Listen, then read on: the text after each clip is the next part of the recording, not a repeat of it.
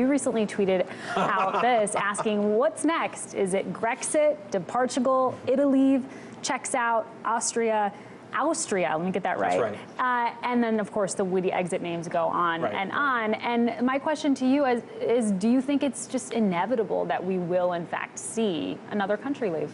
Yeah, that's kind of asking, a line in the sand. What do you think? Yeah. And we, as we always say, we tend to deal in probabilities. And if you look at it, and you look at the polls and some other data that's out there, I think we have 33 referendums coming in the next year. Okay, so that's a big number when there are 27 countries in the EU, right? You take a look at a Pew poll that talked about France and saying how I think 38%, no longer favor the EU since 2009. So you're kind of seeing that shift. Right. But it's kind of interesting too when you think about it. It's almost like they're getting ready for a big negotiation.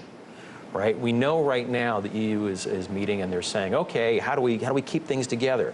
So if I'm sitting there and I'm watching what just happened, I'm trying to figure out how do I position my country better for better terms. So I think we'll see a lot of intense negotiations coming out of it. Do we see any other countries leaving? Very hard to say. It's hard to say.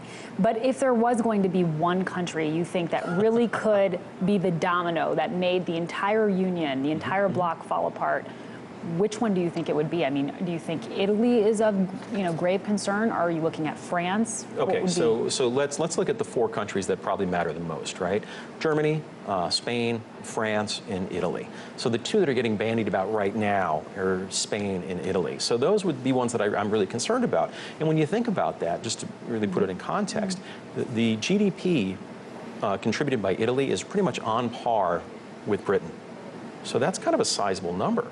Right? So if we start to see that unravel, it really calls into question EU. The other thing, too, is if you have another country leave, right? And so the UK is about 15% of the overall budget. So you have another country, let's handicap it, say you're 20+% of the budget. All of a sudden, you got to start to ask yourself, how is this going to fund itself? What's going to happen to the other countries?